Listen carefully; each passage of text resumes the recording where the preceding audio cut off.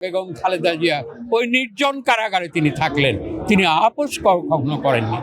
আমরা আজকে যার মাজারে এসেছি তিনি ছিলেন আমাদের দেশ নেত্রী, লিজেন্ডারি নেত্রী, তিনি ছিলেন মহাকাব্যিক নেত্রী।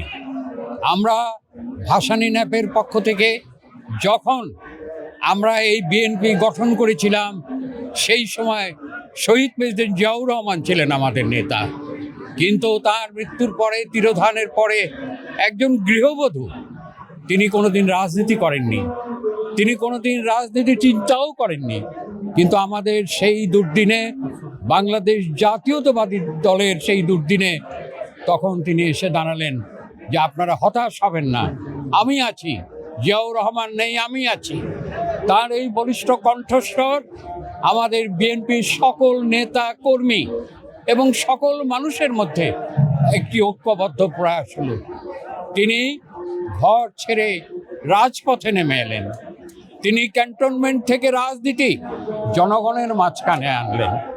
তিনি এসে স্লোগান দিলেন যে আজকে শহীদ প্রেসিডেন্ট জিয়াউর রহমান নাই, কিন্তু আজকে এরশাদ আছে, স্বৈরাচারী এরশাদের হাত থেকে বাংলাদেশকে মুক্ত করতে হবে।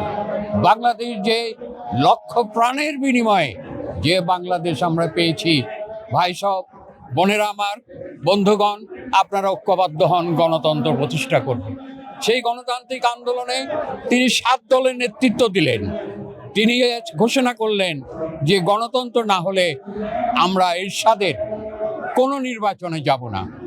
দুঃখের বিষয়, সেই সময় শেখ হাসিনা, আওয়ামী লীগের নেত্রী, তিনি চট্টগ্রামে ঘোষণা দিলেন এরশাদের নির্বাচনে যারা যাবে তারা জাতীয় বেঈমান। অত্যন্ত দুঃখ এবং পরিতাপের বিষয়, আমরা গভীর দুঃখ বেদনার সাথে লক্ষ্য করলাম শেখ হাসিনা, আওয়ামী লীগের নেত্রী, তিনি ঢাকায় এসে ঘোষণা দিলেন আমরা এরশাদের নির্বাচনে যাব। বন্ধুগণ, কিন্তু বেগম খালেদা জিয়া বললেন আমি জনগণের তার স্বার্থকে উপেক্ষা করে, ব্যর্থ করে দিয়ে আমি আপোষ করতে পারি না স্বৈরাচারের সাথে। এমনিভাবে তিনি সংগ্রাম এবং আন্দোলনের পতাকা সমুন্নত করে তুলে ধরেছেন। শহীদ প্রেসিডেন্ট জিয়াউর রহমানের যে জাতীয় ঐক্যের যে রাজনীতি, সেই রাজনীতিকে সমুন্নত করে তিনি আন্দোলন করেছেন। এরপরে অনেক ঘটনার মধ্য দিয়েও আপনারা জানেন 1/11-এর ঘটনার পরে সামরিক অভ্যুত্থানে মইনুল আহমেদ ক্ষমতায় আসলো। তারপরে -2 ফর্মুলার জন্য যখন আজকে উপস্থাপিত করা হলো যে দেশ থেকে বেগম খালেদা জিয়া এবং শেখ হাসিনাকে দেশ ত্যাগ করে বিদেশে চলে যাবে, কিন্তু সেখানে হাসিনা আপোষ করে চলে গেলেন। আর বেগম খালেদা জিয়া বললেন বিদেশে আমার কোনো ঠিকানা নাই, এই বাংলাদেশই আমার ঠিকানা। বাংলাদেশের মাটি, বাংলাদেশের মানুষ, বাংলাদেশের প্রকৃতি, বাংলাদেশের মানুষের অভাব অভিযোগ এবং তাদের যে প্রাণের আকুতি, তার সাথে আমি আছি। আমি বিদেশে কখনোই যাব না, আমি আপোষ করব না। তাকে কারাগারে নিয়ে যাওয়া হলো, তাকে নির্জন কারাগারে রাখা হলো, তাকে যে গোপনে বলা হলো আপনি প্রধানমন্ত্রী হবেন, আপনি আসুন নির্বাচনে এবং আমাদেরকে আপনি স্বীকৃতি দেন। আমরা যারা সামরিক অভ্যুত্থান করে, আমরা যারা নির্বাচিত সরকারকে উৎখাত করেছি, ম্যাডাম সেখানে বললেন না, আমি আপোষ করতে পারি না। তোমরা যারা অন্যায় করেছো, নির্বাচিত সরকারকে তোমরা উৎখাত করেছো, বিচারপতি সাত্তার সাহেবকে উৎখাত করেছো, আমি তোমাদের সাথে আপোষ করতে পারবো না। আমি প্রধানমন্ত্রী চাই না, জনগণের সাথে আমি বিশ্বাসঘাতকতা করে প্রধানমন্ত্রী চাই না। যারা প্রধানমন্ত্রী চায় তাদের কাছে তোমরা যাও। সেই সামরিক বাহিনীর কর্মকর্তারা তখন সেখান থেকে চলে এলো হতাশ হয়ে। আর বেগম খালেদা জিয়া ওই নির্জন কারাগারে তিনি থাকলেন, তিনি আপোষ কখনো করেননি।